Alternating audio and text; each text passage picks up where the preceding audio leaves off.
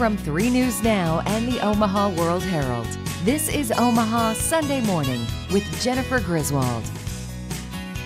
Good morning and thanks for joining us this Sunday morning. While most kids are soaking up their final weeks of summer freedom, one school is already back in learning mode. Soon to be a familiar sight across the metro area, kids climbed off the bus at Wilson Focus Elementary, met by their principal on Thursday.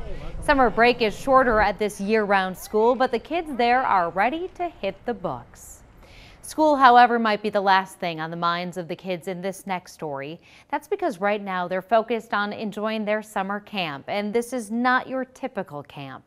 This one is for children with cancer and offers them a safe space where illness does not get in the way of a summer rite of passage. 3 News Now reporter Lindsay Thies takes us to Camp Koholo, the summer sleepaway camp that lets kids do what they do best. It's really fun. Our goal for these kids is when they go to school and someone says, "What did you do this summer?" This is the best thing they've done all year. Deep in the woods of Gretna, Camp Koholo is a special place. Why? I'll let 9-year-old Molly explain. This is really fun. People with cancer, it's not with like normal people. They're asking you like, what's that scar? It's people that you know and that have it and you can play with them. At this summer sleepaway camp, cancer doesn't get in the way. Staff drives children from activity to activity so they aren't too tired to have fun. Water slides, arts and crafts, even a big dance tonight. You dress up in like fancy clothes and we like have a lot of snacks there. No experience is left out. What started more than 3 decades ago with a small undertaking of 22 kids and counselors, it's grown to 170 campers and 64 counselors. Whoa! Many of those on staff, like Sarah Jazeski, were campers here. It was the first time I was kind of around like other kids with no hair and all going through the same things and seeing other kids that have made it through, and so that was kind of a cool experience to know that you can get through it. Giving kids the time to just do what they do best. Be a kid. I really want to come back again sometime. And to see those smiles, nothing better. The staff, including doctors from Children's and Nebraska Medicine, are all volunteers. The camp costs $15 for the kids, and if a family cannot afford that, they are still welcome at camp. A new attraction is drawing people to downtown Omaha. Enormous origami-inspired flowers that open and close as you approach. Massive wooden installations that spring into action with the simple touch of a foot pedal. It's a one-of-a-kind exhibition exploring the art, science, and the wonder of movement. Omaha World Herald visual journalist Rebecca Gratz takes us inside.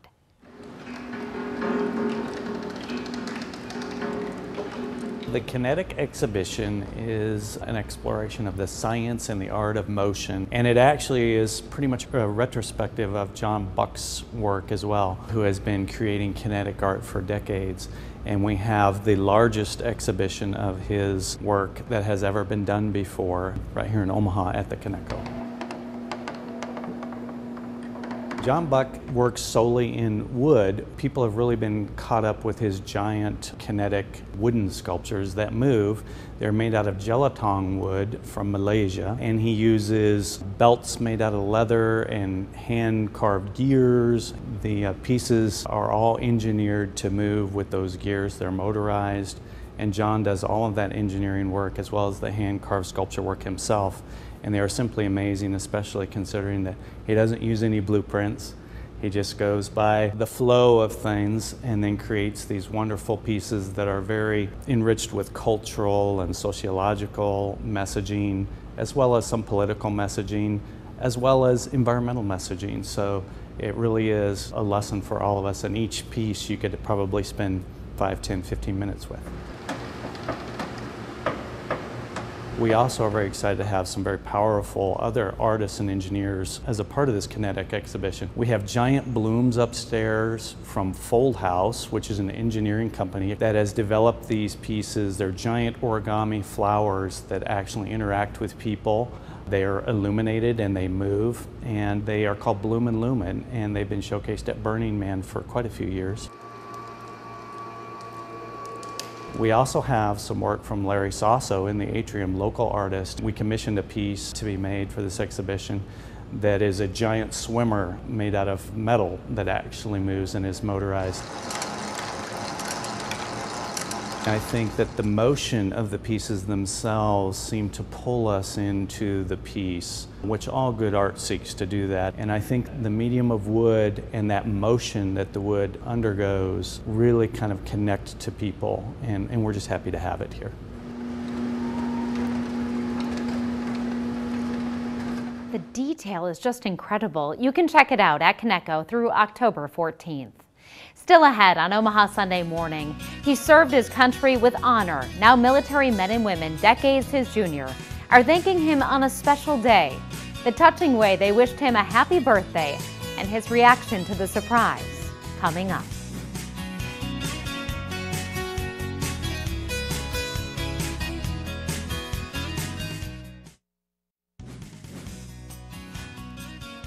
We often associate the airport with headaches, long lines, and missed flights.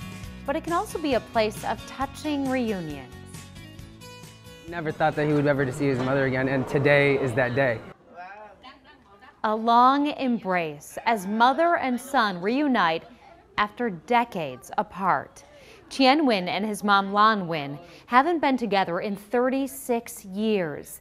Chien was brought to the U.S. as a refugee when he was a teen.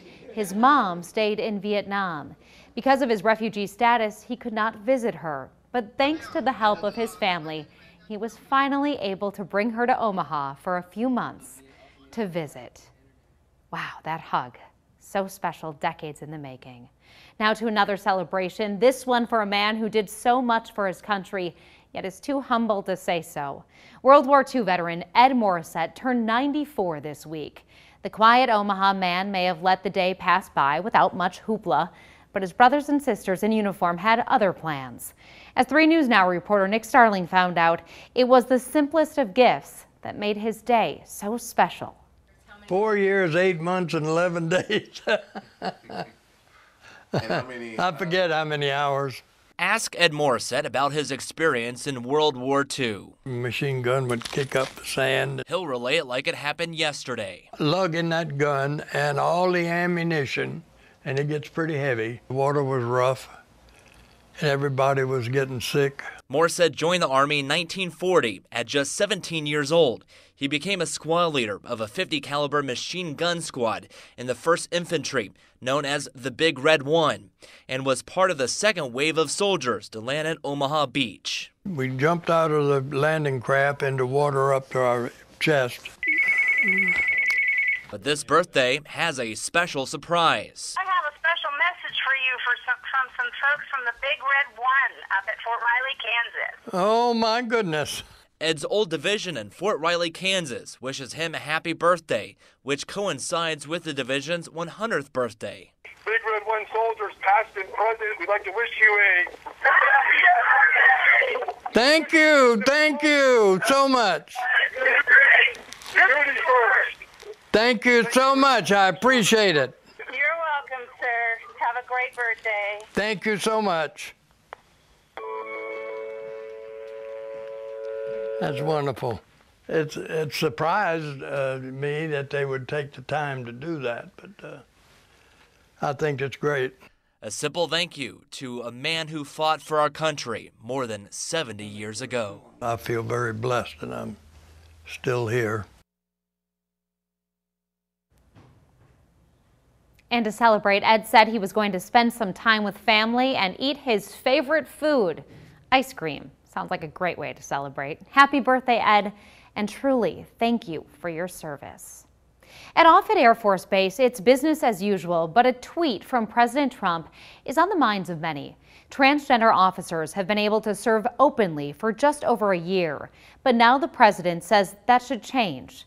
It's a time of uncertainty, especially for an instructor with the 338th Combat Training Squadron. As Omaha World Herald visual journalist Sarah Hoffman shows us, it's not her first battle with uncertainty. like running was always kind of my big like go-to stress reliever, and I'd be out on running just kind of like crying, just like, why am I like this? Why am I like this? And go to bed praying at night, just let me wake up as a woman, you know, or as a girl, or give me girl parts, you know. 50–60% of my focus was on that, so then the rest was devoted to schoolwork or whatever. But I know had I just been able to focus and just be myself, like I could have done so much more. And I'm seeing that now that I'm out in the military and like everyone around me is very supportive. I actually feel like I'm a joy to be around now. I've been getting involved with so many different things on base and in my squadron and just taking charge of a lot of things that I never would have done in the past. I would have been too scared, number one, and too shy. I ended up kind of putting on this shell and wearing this mask and trying to be this person that I wasn't, and trying to fit into stereotypical male roles, and they were just so uncomfortable. And I didn't come out until I had been in the military for 3 years to that very first person. That time from 7:30 in the morning until 4:30 in the evening or in the afternoon, I'd have to be this person. And then as soon as I'd be leaving base, it'd just be like immediately like, oh, I can breathe again. I'm actually, you know, and it just felt like my entire life I'd been treading underwater and I'm not reaching the surface or anything, just like slowly drowning. And that first time I came out, it was just like I got my head above it and I took that first breath. But it ended up being very atypical as a trans woman that I had the support and love from my family and from all my friends and from my colleagues, my coworkers. There are not a whole lot of people that are actually completed transition in the military. I was basically outed, and that person was just kind of concerned, so they went to my leadership and were like, hey, we have a trans person. At the time, there was no policy in place. They were kind of nervous about it at first, didn't really know what to do, but they immediately just, we're gonna fight for you and we're gonna do this. All right, good morning, everybody. What we wanted to do was to get smart on the policy, get smart on the issues, to figure out what we could do as her leadership to continue to put her in a position to excel, and in a sense to protect her record of excellence. When the Air Force released its final kind of like official policy on October 1st, we were able to start that process of getting it changed in the military. Basically, we were talking about dress and appearance, restroom use, PT standards. That all goes off the DEER's gender marker. I just want to do the best job I can and be the best instructor I can and not make it about just me being trans. She means the world to this unit. She makes us better. And we would have done that for any airman, but it made it really easy for one of your best. And I would think that any citizen in the United States would be very, very proud of Ashley's journey and Ashley's service to her nation. Through those changes, like I've come out of this transition, or like come out of my cocoon, kind of like a butterfly does, because I had really shed those different layers that I had protected myself with for so long.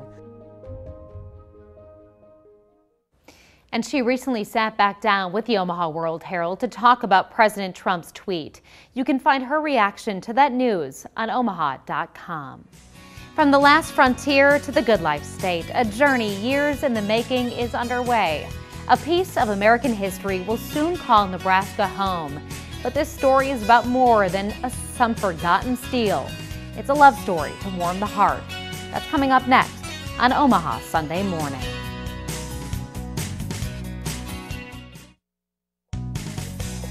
It doesn't seem possible, but football season is almost here. Husker fans got a chance to see their favorite player at Memorial Stadium yesterday. And earlier this week, they got a glimpse of this year's throwback jersey. The team will look back 20 years on their October 7th matchup with Wisconsin. The Adidas uniforms are similar to the ones the Huskers wore back in 1997. The last year, the Huskers won the national title. A trip to Alaska, a good love story, and the end of an era in America's history. So what do all these have in common with a 1945 Allis-Chalmers Model C tractor? Omaha World Herald visual journalist Ray Mintz takes us to Alaska to find out.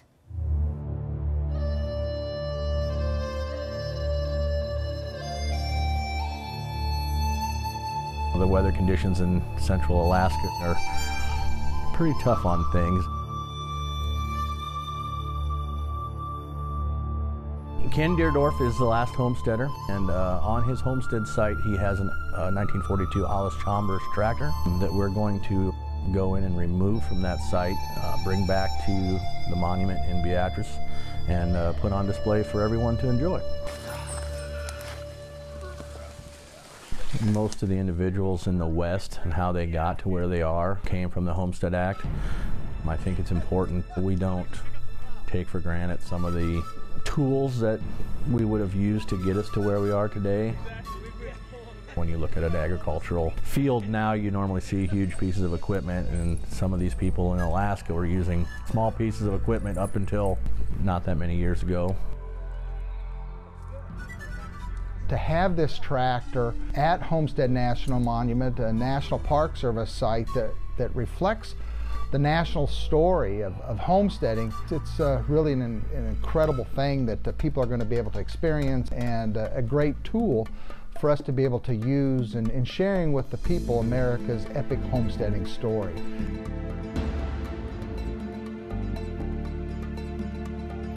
Dr. Frericks, a physician in the community, said, you know what, this is just the right project. I'm looking for something to honor my wife who recently died, and this works. Dr. Frericks sees this as an honorable way to share the story of his wife, and he really shares that story very touchingly. His girlfriend came with him to Nebraska to meet his folks, came up from Georgia. She sat on a tractor in Alice for the first time, and it didn't scare her away, and she said yes, she would marry him, moved to Nebraska, became a corn husker, and it's just such a sweet way to honor her memory here, their life here in Nebraska. Its final home, after we do some conservation work on it, is going to be at the Homestead Heritage Center. It's not truly the tractor, the steel itself, it's the story that's behind that particular tractor.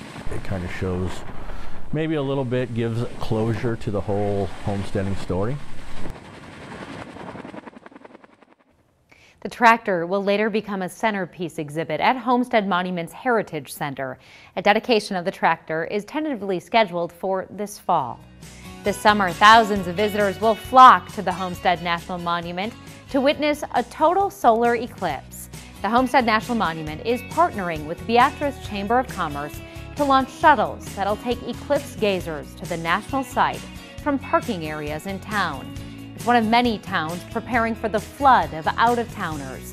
The total solar eclipse will take place on August 21st. Heavy hearts for the customers at an Italian restaurant after they learned of the owner's death. Sam Amato, the owner of Amato's Cafe at 64th and Center, died in the hospital last week after coming down with the flu. 3 News Now photojournalist Jessica Ritchie shows us how his longtime customers are remembering him. I loved the most his humor, his hospitality, and just his spirit. Always laughing, smiling, telling jokes. One of the special memories of Sam is Sam sitting at the round table up front in the kitchen area, and all of his childhood friends gathered around, and the amazing stories and the funny stories they tell about growing up with each other. He would have lawyers, politicians, anybody that came in to eat, it didn't matter. Everybody was welcome to sit at his table, and you would definitely get either a lecture or a good story. You would always get something new and exciting from Sam Amato. Sam would always make sure he made his rounds and went to every table, introduced himself if he didn't know you, and if you were here more than 2 or 3 times, he knew you by name. People can be gone for years and they'll come back and he'll know exactly who they are. He turned on America to a lot of different Italian food. A lot of different restaurateurs in Omaha owe their livelihood to Sam Amato. I think it is what he wanted it to be, a mom and pop joint. Feel comfortable place, no airs. We don't put on airs here. You come in and you just relax and have a good meal. Laugh, tell stories. I think he said, cheers without the beers. He's just amazing, amazing. He knew you by name. Now that is service. Amato was 75. Still ahead on Omaha Sunday Morning, the people of Nebraska chose the ornate box turtle as the official state reptile. Nothing against the ornate box, it's a good turtle. But a case could also be made for another turtle, a cute yellow and green creature with a permanent smile. Why they're living the good life here and how it could save them from the endangered list.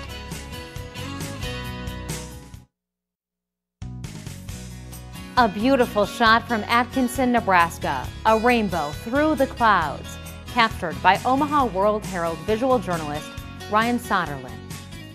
It's a reptile that often goes unnoticed, but in Nebraska, it's top priority in the Sandhills. The Blandings turtle is endangered in many states, but here it's thriving. And that could be the key to helping boost populations elsewhere.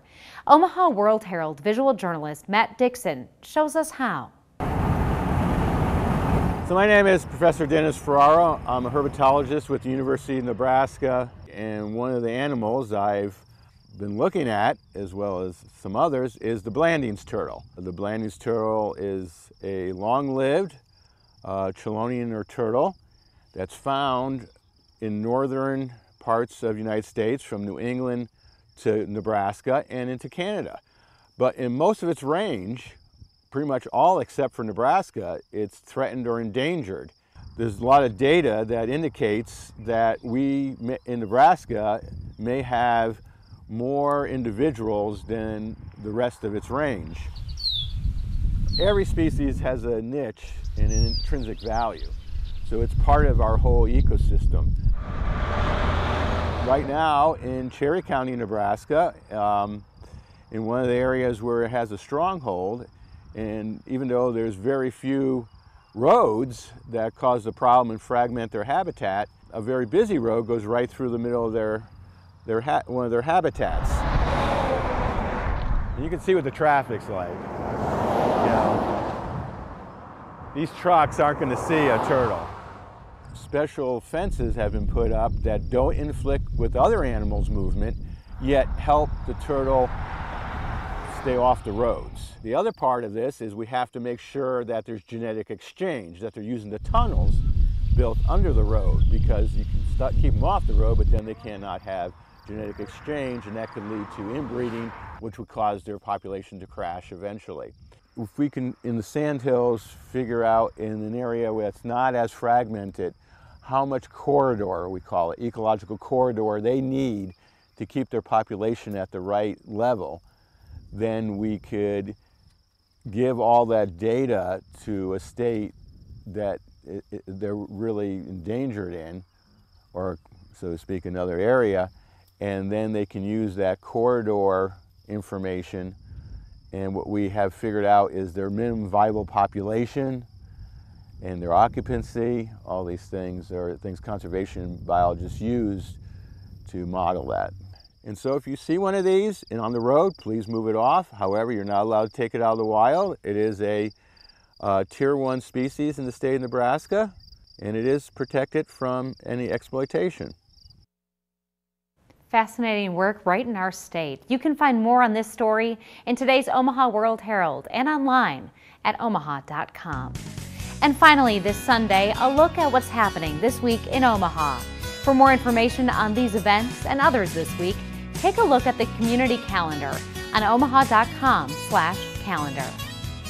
That's all for this week. Thanks for watching Omaha Sunday Morning, and we'll see you back here next week.